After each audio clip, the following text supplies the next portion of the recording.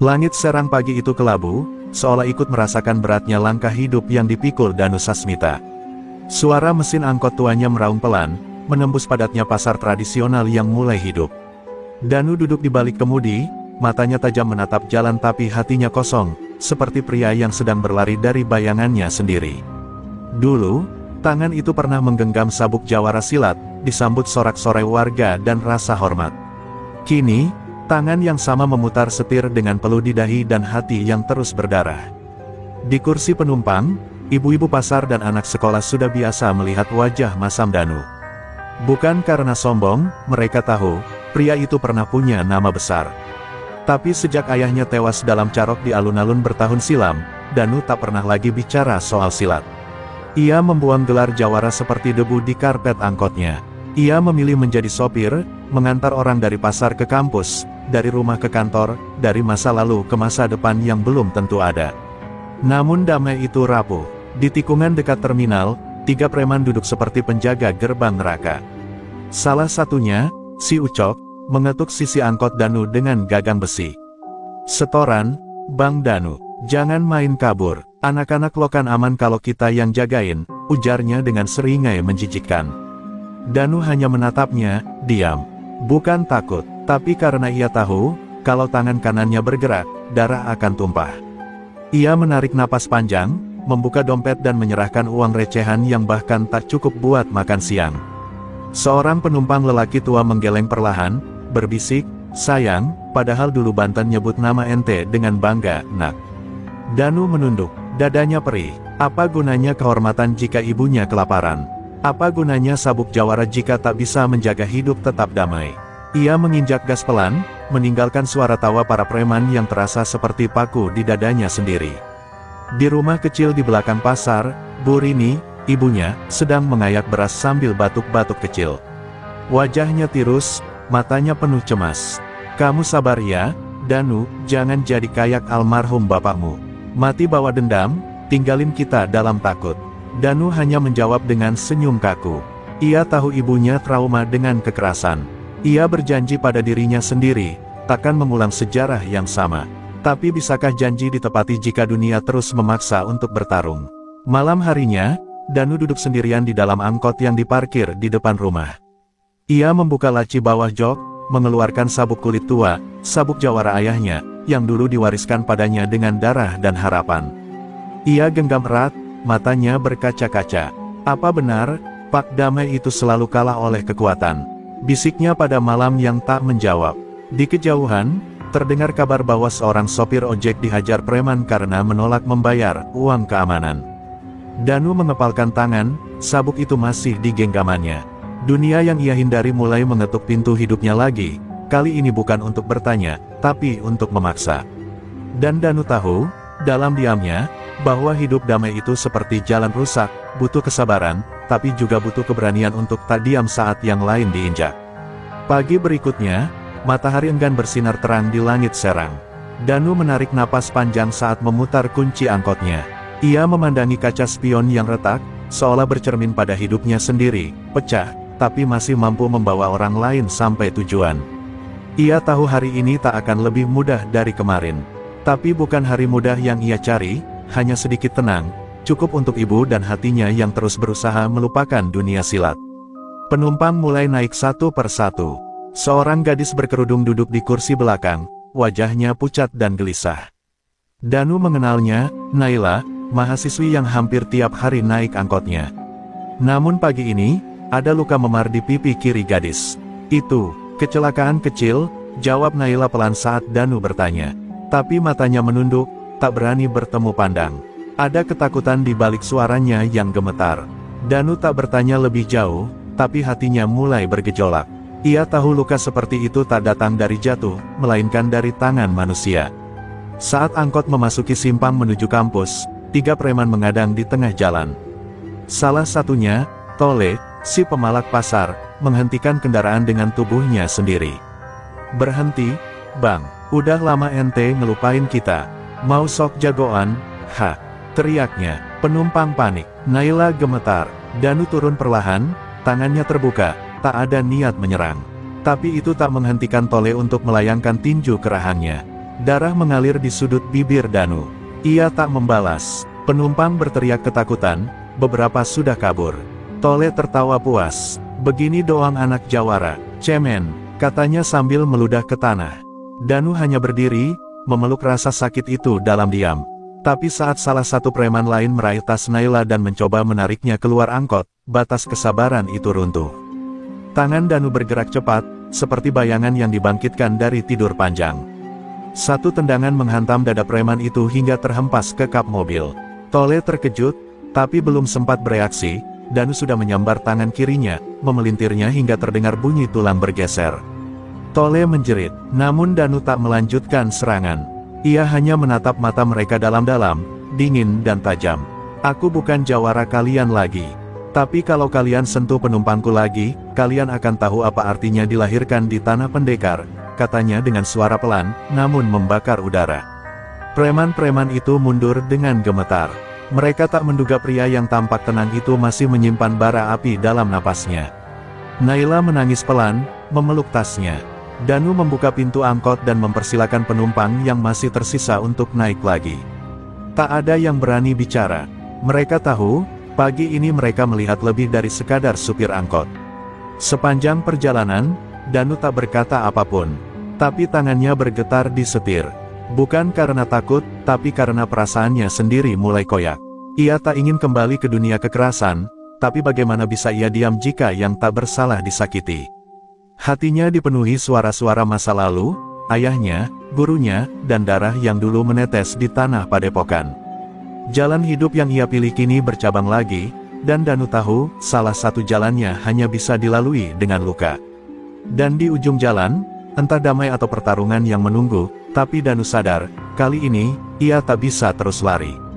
Sore itu, kabar tentang perlawanan Danu tersebar cepat seperti api di semak kering. Di warung-warung kopi dekat terminal, para sopir angkot membicarakannya dengan bisik-bisik.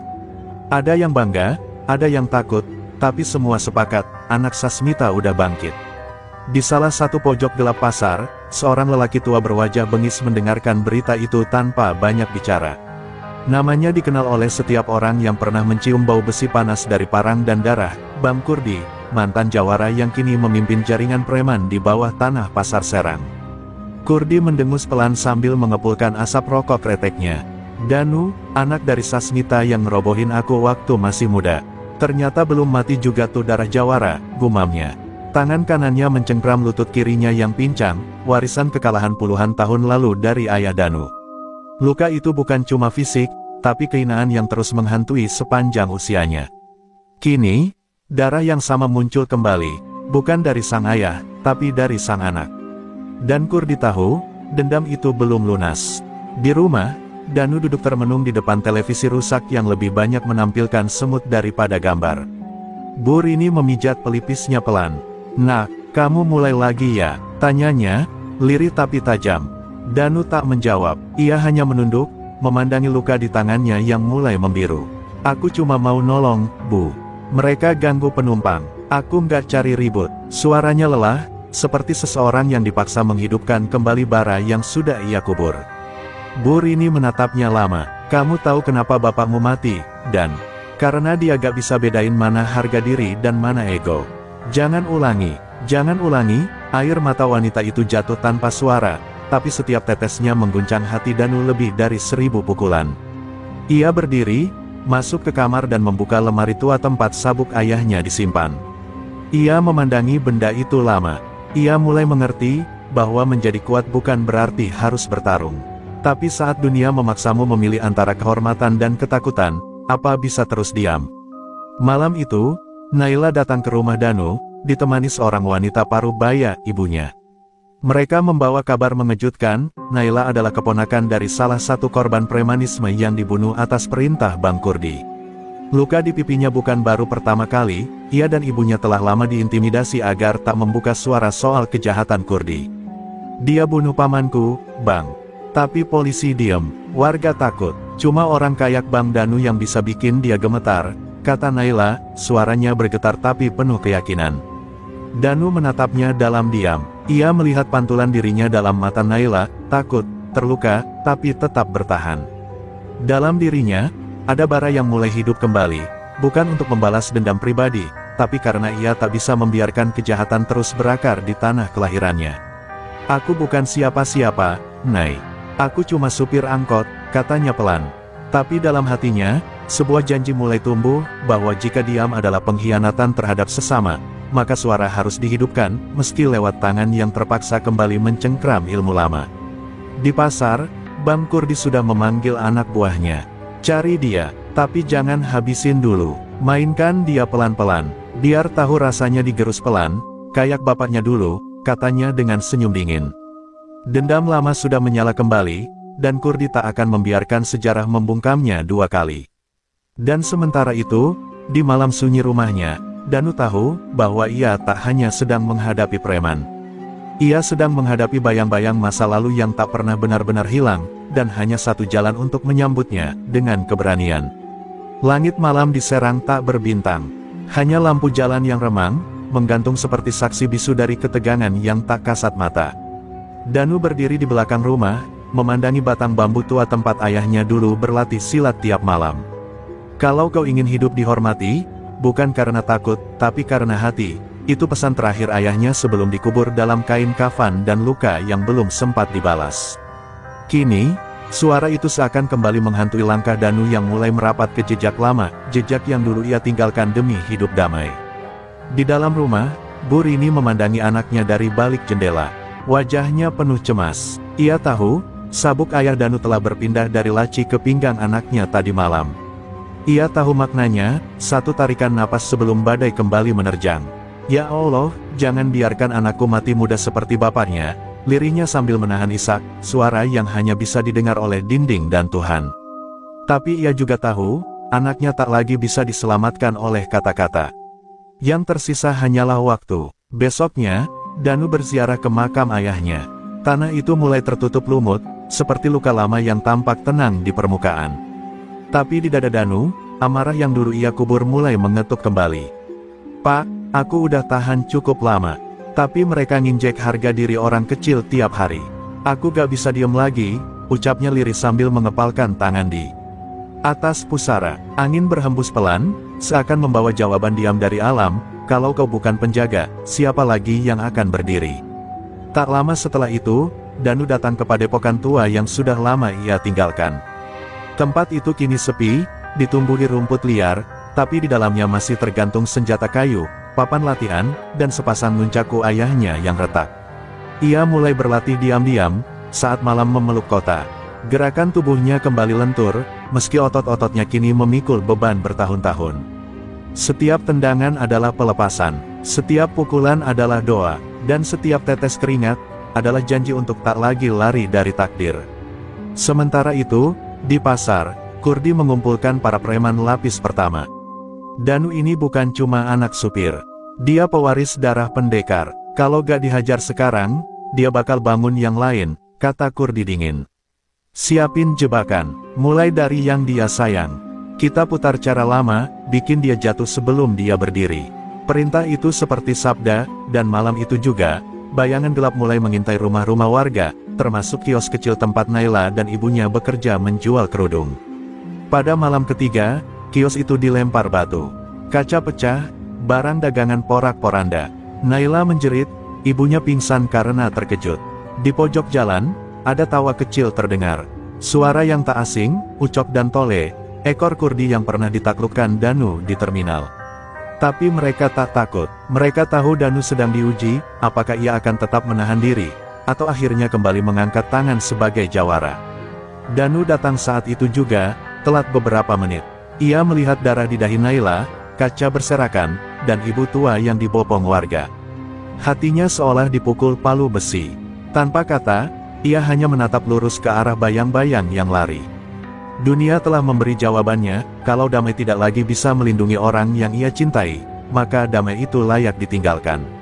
Mulai malam ini, aku bukan supir angkot saja. Aku anak dari darah yang belum selesai, gumamnya dingin.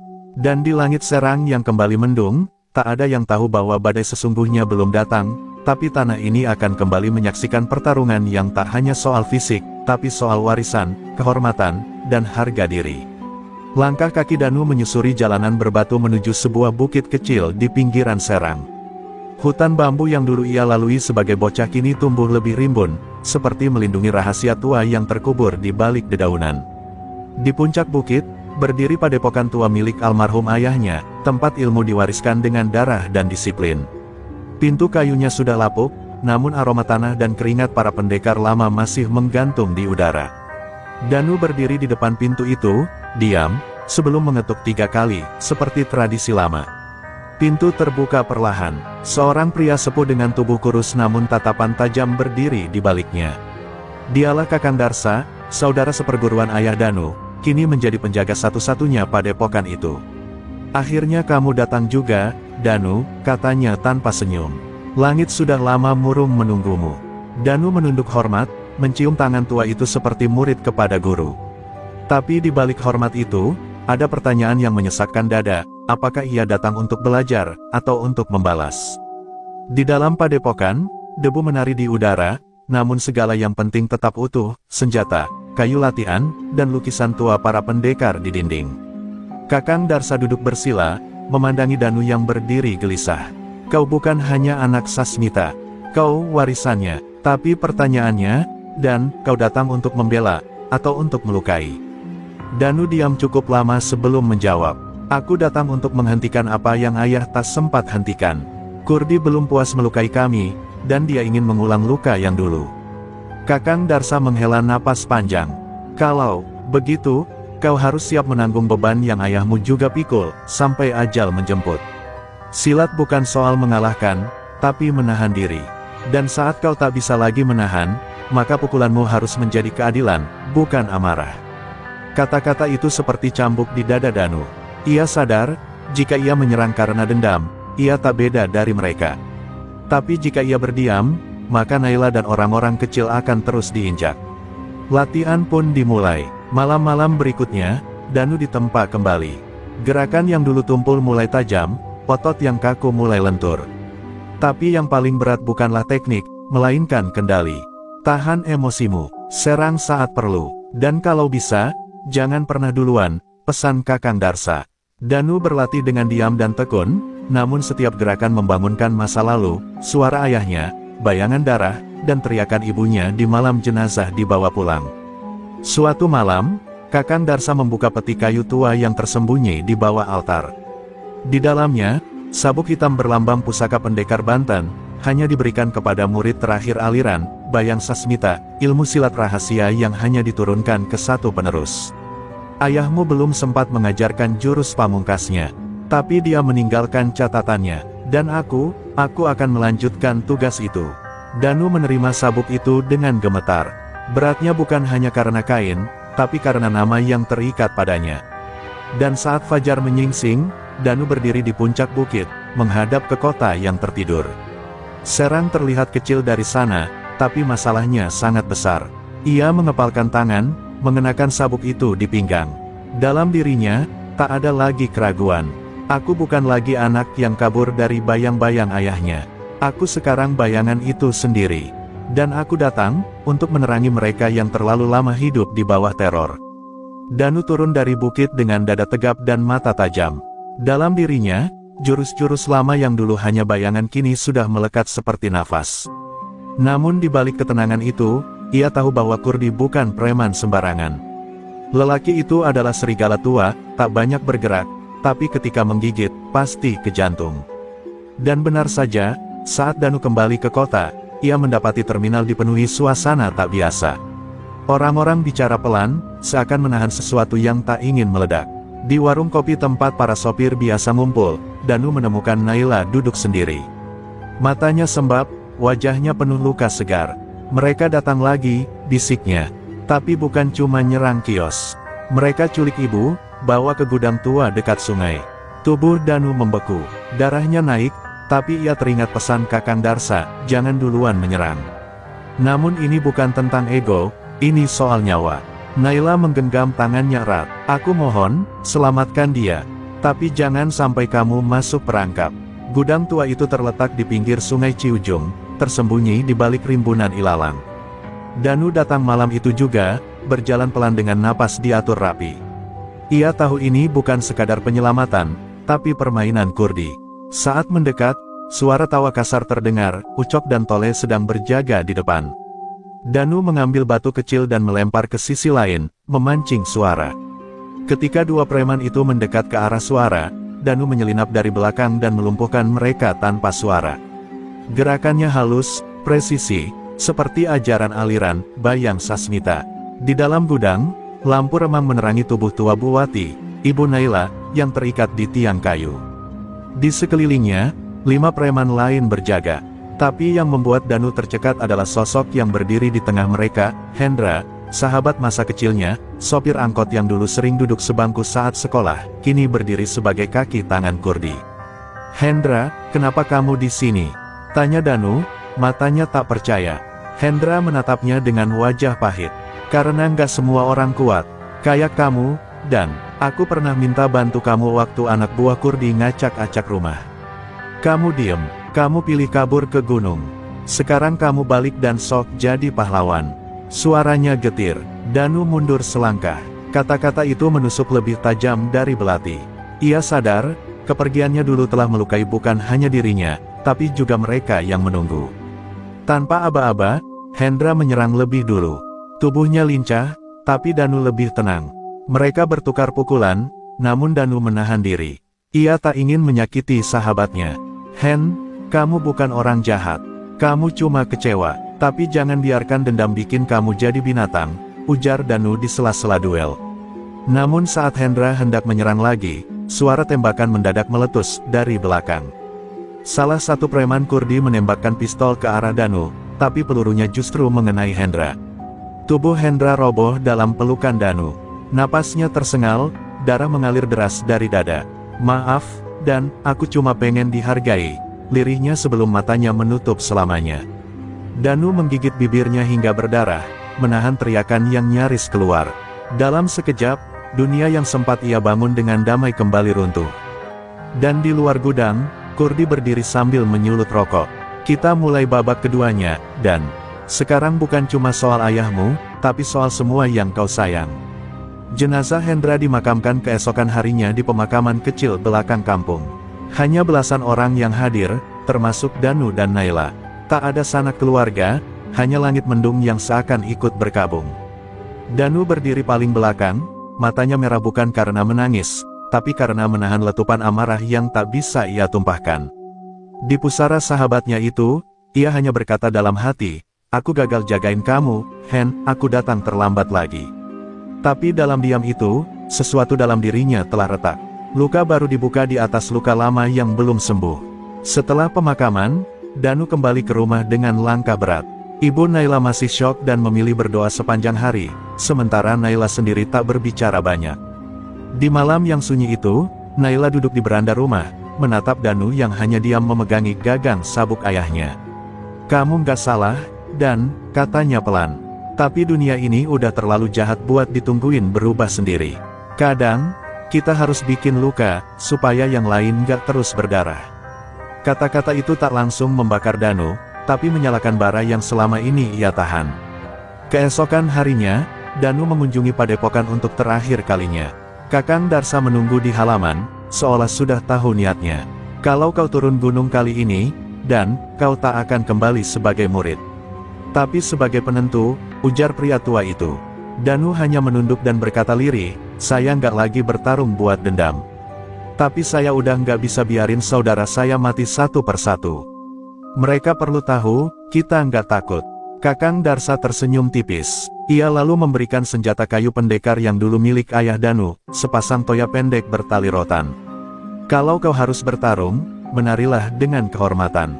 Berita kematian Hendra tersebar cepat. Kurdi, dengan mulut keji, menyebarkan kabar bahwa Hendra mati karena pengkhianatannya sendiri. "Danu, dia cuma anak manja yang gak bisa jagain temannya sendiri," katanya di warung tempat para preman ngumpul. Tapi beberapa dari mereka mulai goyah. Mereka kenal Hendra, mereka tahu Kurdi mulai bermain kotor. Dan itulah yang Danu harapkan, pecahnya barisan dari dalam. Ia tak hanya ingin menang dengan tangan, tapi juga dengan kesadaran orang-orang yang selama ini ikut membutakan diri. Suatu malam, Danu menyelinap ke salah satu posko anak buah Kurdi. Ia tidak datang untuk menghancurkan, tapi menantang. Aku gak akan kejar kalian satu-satu. Tapi kalau kalian masih ikut Kurdi, kalian ikut semua dosanya. Pilih sekarang, rakyat, atau binatang. Ia pergi setelah berkata begitu, tanpa menyakiti siapapun. Tapi pesannya menancap. Beberapa pemuda mulai diam-diam meninggalkan kelompok Kurdi. Ketakutan berganti keraguan, dan dari celah itulah harapan mulai tumbuh. Namun Kurdi tak tinggal diam. Ia mulai mempersempit cengkeramannya, mengancam keluarga para sopir, membakar kios kecil yang berani menolak bayar upeti. Ia tahu Danu semakin kuat, jadi ia menyerang sisi terlemahnya, rakyat biasa. Dan pada suatu malam, dua preman Kurdi menyergap angkot milik Pak Arif, salah satu sopir yang dekat dengan Danu. Mereka membakar angkot itu di tengah jalan, sambil meninggalkan pesan di kap mesin, satu-satu bakal kami abisin. Danu berdiri di depan angkot yang hangus, warga berkumpul dalam diam, takut dan pasrah. Tapi Danu tak tinggal diam kali ini. Ia berdiri di atas mobil terbakar itu, memandang semua yang hadir. Kita bukan kambing, kita bukan budak. Ini kota kita, kalian takut, sama. Tapi kalau kita diam terus, anak cucu kita gak akan pernah lihat terang. Suaranya lantang, mata penuh bara. Dan di antara kerumunan itu, untuk pertama kalinya, ada yang berani mengangguk. Sebuah gelombang kecil telah bangkit, dan Danu kini tak lagi sendiri. Pagi itu, pasar induk Serang yang biasanya riuh dengan teriakan pedagang dan aroma rempah berubah menjadi ladang ketakutan. Para preman Kurdi mondar-mandir seperti harimau lapar, memungut uang keamanan dengan paksa dari kios-kios kecil. Wajah para pedagang pucat, tak berani melawan. Kalau ada yang nolak, kios lo bisa jadi abu kayak angkot kemarin, bentak salah satu preman, menendang kotak sayuran milik seorang ibu tua. Tak ada yang melawan, sampai sebuah suara tenang memecah udara. Aku bayar dengan nyawa, tapi bukan nyawa mereka, nyawaku. Semua menoleh. Di tengah jalan sempit yang basah karena siraman air pagi, Danu berdiri dengan tangan kosong dan sorot mata dingin. Ia mengenakan jaket lusuh, sabuk hitam melingkar di pinggang, dan toya pendek menggantung di punggungnya. Para preman mengenalnya, terlalu baik. Yang dulunya dianggap hanya mitos anak jawara, kini berdiri nyata di hadapan mereka. Kalau kalian cari upeti, ambil dariku. Tapi jangan sentuh rakyat lagi, lanjut Danu, perlahan berjalan ke tengah kerumunan. Ucok, tangan kanan Kurdi, maju sambil tertawa mengejek. Dan, lo pikir lo bisa jagain semua orang di kota ini? Ini bukan film laga, bro. Tapi ucapannya belum selesai, Danu sudah bergerak. Toya kayunya melesat menghantam tangan Ucok, membuat senjata jatuh dan tubuhnya terdorong mundur. Pertarungan pun pecah. Pasar yang tadinya beku kini menjadi arena, bukan hanya antara Danu dan para preman, tapi juga antara keberanian dan ketakutan yang selama ini mengikat warga. Danu bergerak seperti air, menangkis dan memukul tanpa membunuh. Jurus-jurus, bayang Sasmita, mengalir di tubuhnya, ringan namun mematikan. Ia tak hanya bertarung untuk menang, tapi untuk menunjukkan bahwa perlawanan bisa dilakukan tanpa kekejaman. Beberapa pedagang mulai berteriak, memberi semangat. Seorang pemuda bahkan melemparkan tongkat kayu ke arah Danu, yang ia tangkap dan gunakan untuk melumpuhkan dua preman sekaligus. Api keberanian mulai menyala di mata rakyat kecil. Ucok berusaha bangkit, darah mengalir dari keningnya. Ia memanggil bala bantuan lewat radio kecil di saku. Kurdi, dia di sini. Kirim semua anak buah. Tapi sebelum ia bisa bicara lebih jauh, Naila muncul dari belakang kios dan menyiramkan seember penuh air cabai ke wajahnya. Jeritannya menggema, membuat warga bersorak kecil. Untuk pertama kalinya dalam bertahun-tahun, rakyat pasar melihat musuh mereka meringis, bukan tertawa. Kurdi tak datang hari itu. Ia sedang mempersiapkan aksi balasan yang lebih besar. Tapi berita tentang pendekar pasar menyebar cepat. Di media sosial lokal, video pertarungan Danu menyebar lewat ponsel pedagang. Wajahnya kini dikenal, bukan sebagai sopir angkot biasa, tapi sebagai simbol bahwa seorang bisa bangkit dari luka dan menjelma menjadi harapan. Dan yang lebih penting, warga mulai bicara. Mereka mulai berani bertanya, kalau Danu bisa, kenapa kita tidak? Di malam harinya, Danu duduk di pinggir pasar, lututnya berdarah, tapi senyum tipis tersungging. Naila duduk di sampingnya, menatap langit gelap yang mulai disibak bintang. Hari ini kamu bukan cuma jagain kami, dan kamu bangunkan kami, katanya pelan. Danu hanya menjawab lirih, belum selesai, Nay. Ini baru awal, Kurdi pasti akan datang. Dan saat dia datang, aku butuh kalian semua berdiri, bukan bersembunyi.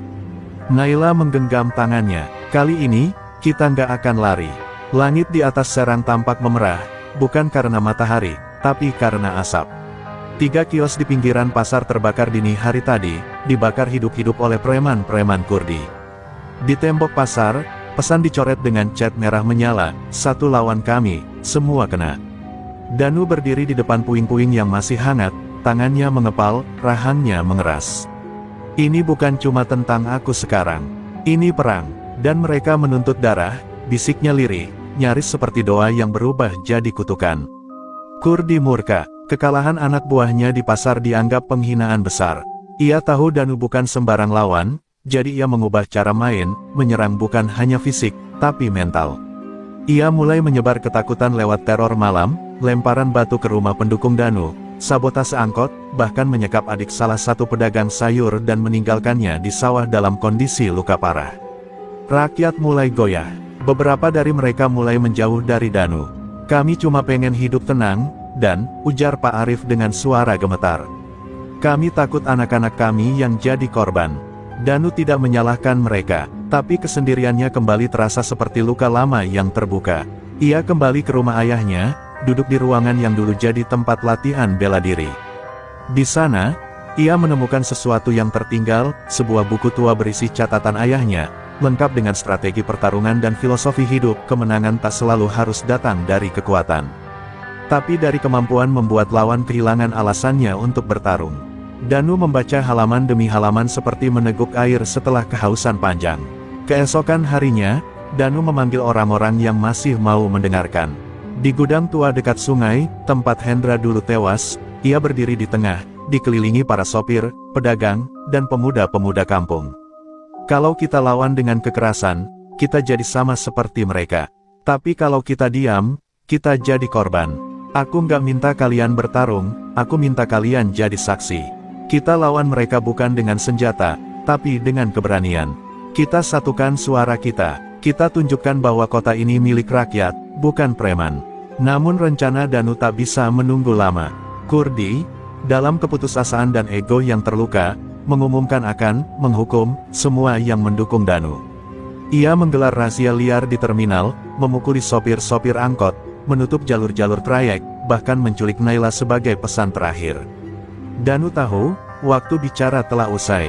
Dengan toya di punggung dan sabuk ayahnya di pinggang, ia berangkat sendirian ke sarang Kurdi, sebuah gudang besar yang kini dijaga seperti markas militer. Di sepanjang jalan, Danu bertemu warga yang berdiri diam, mata mereka menatapnya dengan campuran takut dan kagum. Tapi ketika ia tiba di depan gudang itu, ia tidak lagi sendiri. Dari balik gelap malam, satu persatu warga muncul, Pak Arif, ibu pemilik warung, para sopir, dan pemuda-pemuda kampung, membawa kayu, obor, bahkan hanya tangan kosong. Mereka diam, tapi berdiri. Danu menoleh ke belakang, air mata tak tertahankan. Untuk pertama kalinya, ia tak memimpin karena ditunjuk, tapi karena dipercaya. Danu melangkah ke depan gerbang gudang, lalu berteriak lantang, "Kurdi, kau cari aku datang. Lepaskan Naila, kalau tidak, malam ini jadi kuburanmu." Di dalam, suara tawa rendah terdengar. Kurdi berjalan keluar, tubuh kekar, mata merah seperti setan. Akhirnya, pendekar angkot datang juga. Tapi malam ini, bukan cuma satu yang mati. Kalian semua bakal kubenamkan ke dalam tanah yang kalian bela. Dan saat gerbang terbuka lebar, dua dunia pun siap bertabrakan, dendam dan kebenaran. Langit malam tampak kelabu, awan menggumpal, menahan hujan yang entah kapan jatuh. Di depan gudang tua yang jadi markas Kurdi, Danu berdiri tegak.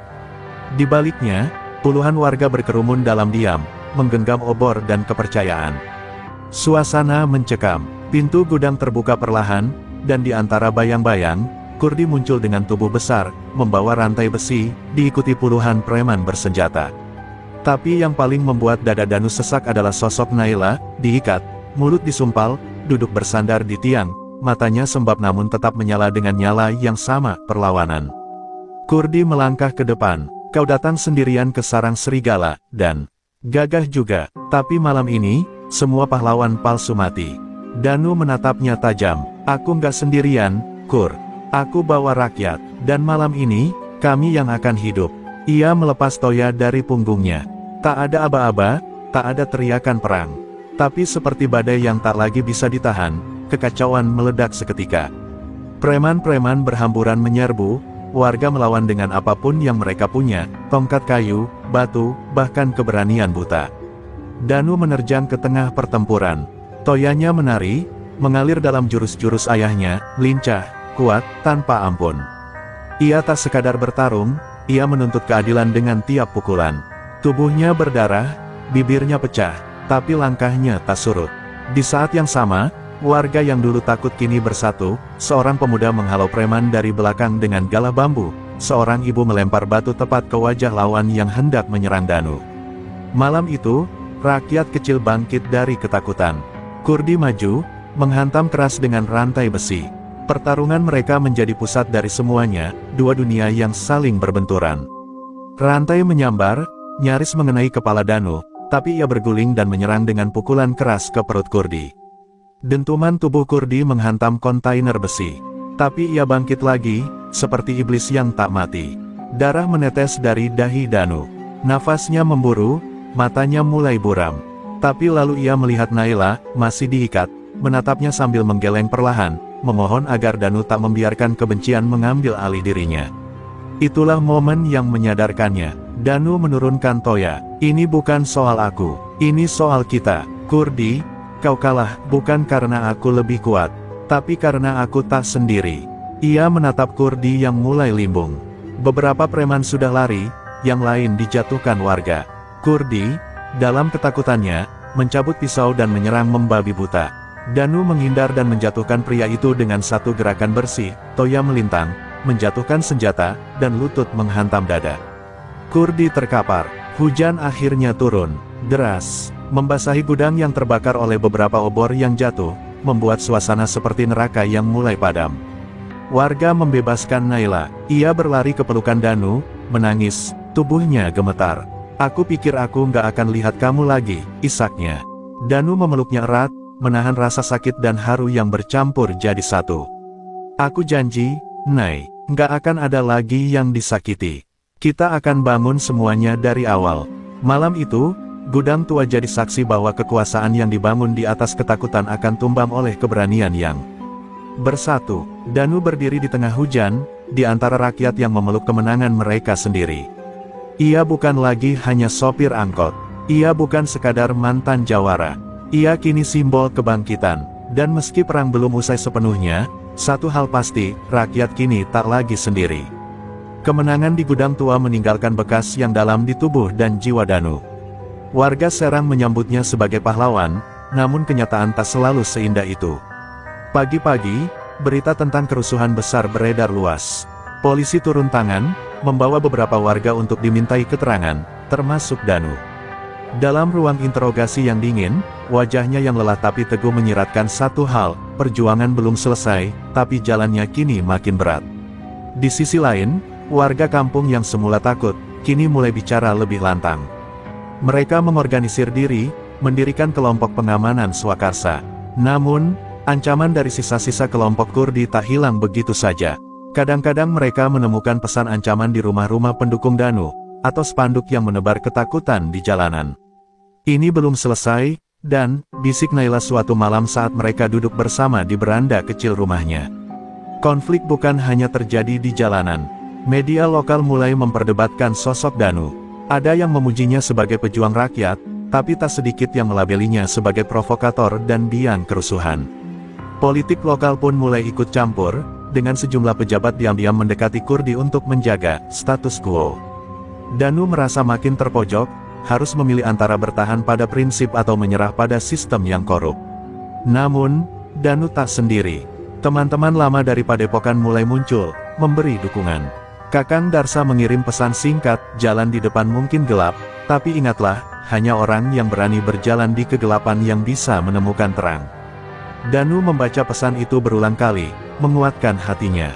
Ia sadar, perjuangan ini bukan cuma soal fisik, tapi juga soal menjaga keyakinan dan harapan. Suatu sore, Saat ia mengendarai angkotnya yang kini mulai ramai penumpang yang setia, Danu melihat sekumpulan anak muda yang sedang berlatih bela diri di lapangan kecil. Mereka bukan murid padepokan, tapi terinspirasi oleh kisahnya. Sebuah senyum tipis muncul di wajahnya, mungkin benih perubahan sudah mulai tumbuh. Tapi tiba-tiba, suara motor berknalpot keras mengagetkan semua. Preman Kurdi muncul, membawa senjata tajam. Perkelahian kecil terjadi, mengingatkan Danu bahwa ancaman masih ada. Di tengah kekacauan itu, Danu menahan amarah dan mengingat kata-kata Naila. Ia mencoba meredakan suasana tanpa harus bertarung habis-habisan. Kalau kalian cari masalah, kalian dapat perlawanan. Tapi kalau kalian mau damai, kita bisa bicara. Beberapa preman tampak ragu, tapi kelompok mereka tetap menantang. Danu tahu, perdamaian sejati masih jauh. Tapi setidaknya, benih itulah yang harus ia jaga. Malamnya, Danu dan Naila duduk bersama, membicarakan masa depan. Aku nggak ingin terus hidup seperti ini, penuh pertempuran, kata Naila pelan. Danu mengangguk, aku juga. Tapi perubahan butuh waktu, dan kita harus siap bayar harga. Mereka berdua tahu, jalan mereka masih panjang dan berliku, tapi mereka berjanji untuk berjalan bersama. Dalam keheningan itu, rasa harapan dan keteguhan menyatu. Di balik semua ketegangan, kota Serang mulai merasakan getar-getar perubahan. Rakyat mulai sadar bahwa mereka punya kekuatan, bukan hanya untuk bertahan, tapi untuk merubah. Danu bukan lagi hanya sopir angkot atau mantan jawara, tapi pemimpin tak resmi dari sebuah gerakan kecil yang tumbuh dari akar masyarakat. Dan di sanalah letak perjuangannya yang sesungguhnya, membangun dari bawah, demi masa depan yang lebih adil. Malam itu, suara angin dingin berhembus pelan di rumah Danu. Ia duduk termenung. Di ruang tamu, mata menatap kosong keluar jendela.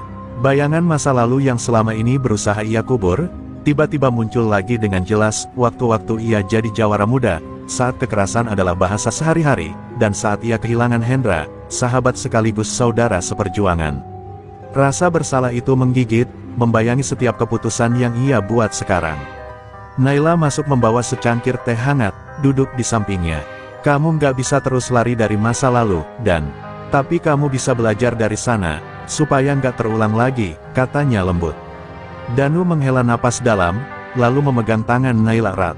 Aku takut, Nay, kalau aku kalah, bukan cuma aku yang hancur, tapi semua yang aku jaga. Aku nggak mau orang-orang seperti kita kembali ke masa gelap. Keesokan harinya, Danu kembali ke lapangan latihan, tempat anak-anak muda berlatih bela diri. Ia mengamati dari jauh, melihat ada yang datang baru, seorang pria bertubuh kekar dengan tato di lengannya, yang tak lain adalah Rangga, mantan musuh lama dari komunitas jawara yang pernah bentrok dengan Danu. Tatapan mereka bertemu, dan udara menjadi tegang. Masa lalu memang belum selesai. Rangga datang bukan untuk berdamai, tapi membawa ancaman baru yang bisa mengguncang kedamaian yang mulai dibangun. Rangga mengingatkan Danu akan luka lama yang belum sembuh, persaingan antar kelompok jawara yang dulu melahirkan banyak darah tumpah. Ia menantang Danu untuk bertarung 1 lawan 1, demi menyelesaikan dendam yang selama ini terpendam. Kalau kamu menang, aku pergi. Tapi kalau aku menang, kamu harus tinggalkan Serang dan jangan pernah kembali, ucap Rangga dengan nada dingin. Danu tahu ini bukan sekadar pertarungan fisik, tapi pertarungan harga diri dan masa depan. Di sisi lain, Naila merasa cemas. Ia tahu, jika Danu kalah, bukan hanya mereka yang menderita, tapi seluruh warga yang sudah percaya dan berharap. Ia berusaha meyakinkan Danu untuk mencari jalan damai, tapi jiwa jawara Danu terlalu kuat untuk mundur. Ia harus melawan, bukan hanya untuk dirinya, tapi untuk semua yang ia sayangi. Kalau kamu pergi, aku nggak tahu harus gimana, bisik Naila, matanya berkaca-kaca. Hari pertarungan pun tiba. Di sebuah lapangan sunyi di pinggiran kota, Danu dan Rangga berhadapan. Kerumunan kecil menonton dengan napas tertahan. Ketegangan terasa di udara, dan dengan satu komando, mereka mulai bertarung. Gerakan mereka cepat, penuh teknik dan dendam yang berapi-api. Tiap pukulan bukan hanya melukai tubuh, tapi juga menguap luka lama yang belum sembuh. Danu berjuang keras, menahan sakit dan ingatan masa lalu yang mencoba meruntuhkan semangatnya. Setelah pertarungan sengit yang berjam-jam, Danu berhasil menjatuhkan Rangga. Nafas terengah, tubuh penuh luka, tapi matanya masih menyala dengan keberanian yang tak pernah padam. Rangga bangkit perlahan, menepuk bahu Danu, kamu memang layak jadi jawara. Tapi jangan pernah lupakan, perdamaian yang kamu cari harus lebih kuat dari amarah. Kata-kata itu menembus hati Danu seperti cambuk tajam sekaligus harapan baru. Saat Danu berjalan pulang, hujan mulai turun perlahan, membersihkan debu dan darah dari tubuhnya. Ia tahu, bayang-bayang masa lalu tak akan pernah benar-benar hilang, tapi kini ia siap menghadapi hari depan, dengan hati yang lebih kuat dan jiwa yang damai. Naila menunggu di rumah, dan dengan pelukan hangat, mereka siap melangkah bersama menuju babak baru dalam hidup mereka dan kota Serang. Danu dan Naila duduk di depan rumahnya yang sederhana, menatap langit senja yang mulai memerah. Pertarungan dengan Rangga telah meninggalkan luka, bukan hanya di tubuh, tapi juga di hati mereka. Namun kini, fokus mereka beralih pada sesuatu yang lebih besar, membangun kembali komunitas yang hancur oleh kekerasan dan ketakutan. Kita nggak bisa terus bertarung, Nay. Kita harus ciptakan sesuatu yang bisa bertahan lebih lama dari kita, ucap Danu, suaranya berat tapi penuh tekad. Mereka mulai mengumpulkan warga yang masih percaya pada perubahan. Dengan suara yang lembut namun tegas, Danu mengajak mereka untuk membuka pos keamanan bersama, tempat di mana siapapun bisa melapor jika merasa terancam. Tidak lagi mengandalkan kekerasan, tapi solidaritas.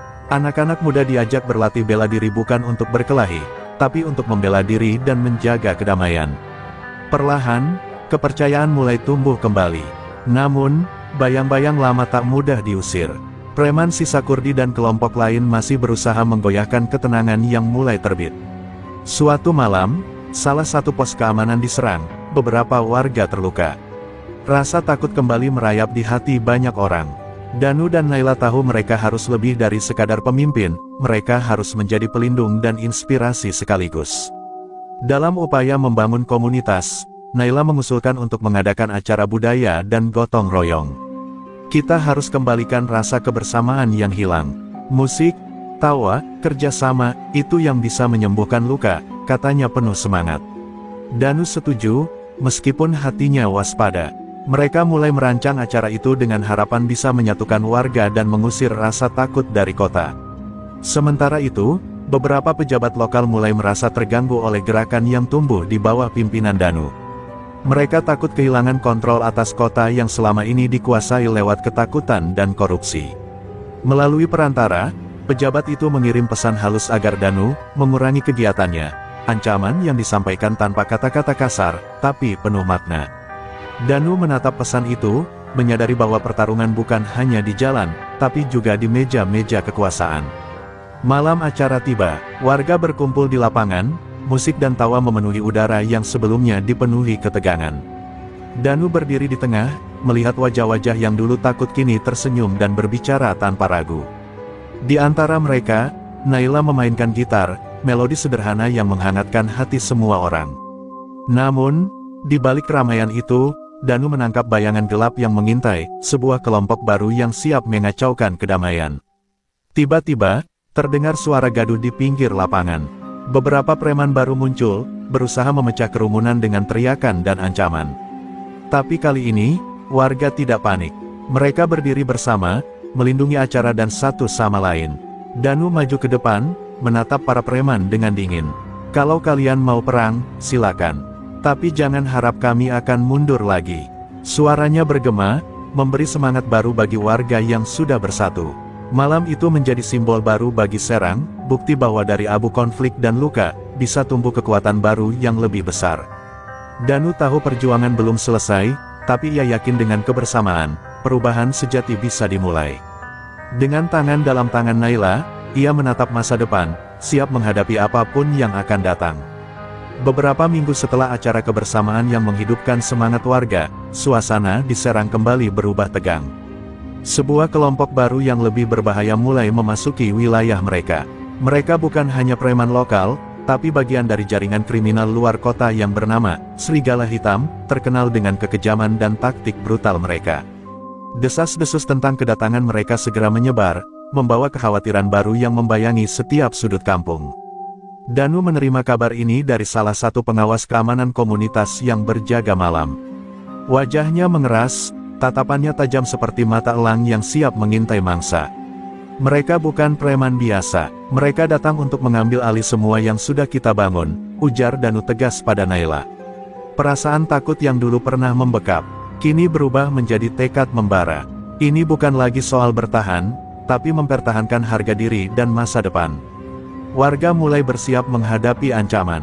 Pelatihan bela diri makin intensif, pos keamanan diperkuat dengan alat komunikasi dan patroli rutin.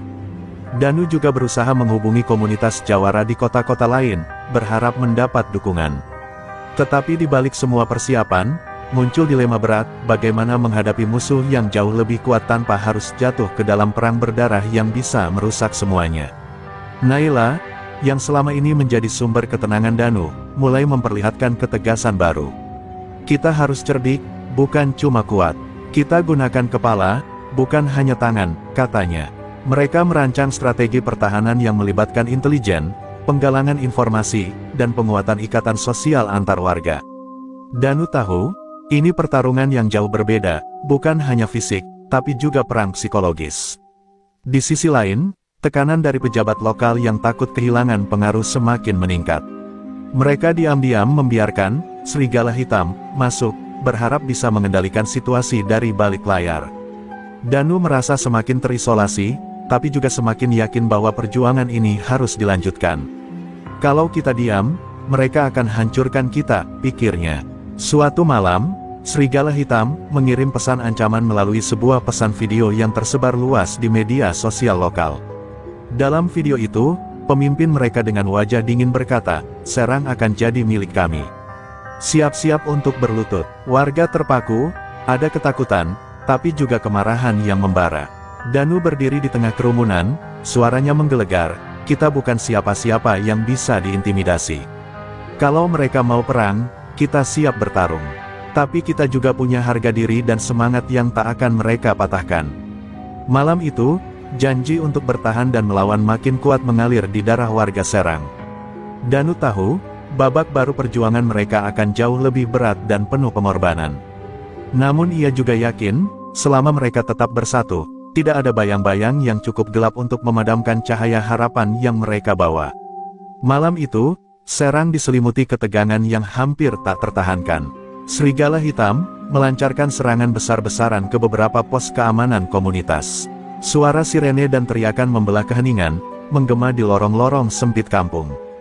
Danu, Naila, dan para warga bersiap, tak hanya dengan senjata, tapi juga dengan tekad yang membara untuk mempertahankan apa yang mereka perjuangkan selama ini. Di bawah gemerlap lampu jalan yang remang-remang, Danu bertarung habis-habisan. Pukulan dan tendangannya tak sekadar fisik, tapi juga lambang keberanian dan harapan. Setiap tetes darah yang jatuh di tanah kampung adalah saksi perjuangan panjang yang tak pernah padam.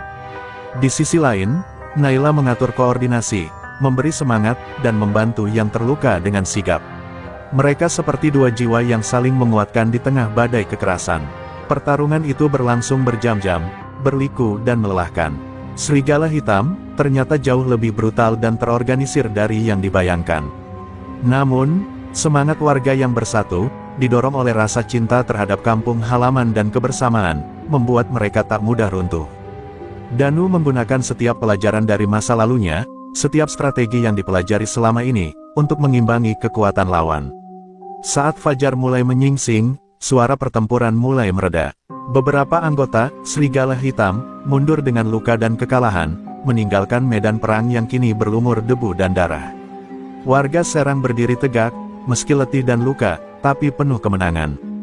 Danu berdiri di tengah kerumunan, matanya yang lelah bersinar dengan kebanggaan dan harapan. Ia tahu, ini bukan akhir, tapi awal dari sebuah kehidupan baru. Hari-hari setelah pertempuran menjadi masa pemulihan. Danu dan Naila bersama warga membersihkan kampung, memperbaiki rumah-rumah yang rusak, dan mengobati luka, baik yang terlihat maupun yang tersembunyi di hati. Mereka merancang masa depan yang jauh dari kekerasan, menguatkan solidaritas dan membangun mimpi bersama. Kekuatan yang sejati bukan hanya terletak pada otot, tapi juga pada cinta dan rasa persatuan.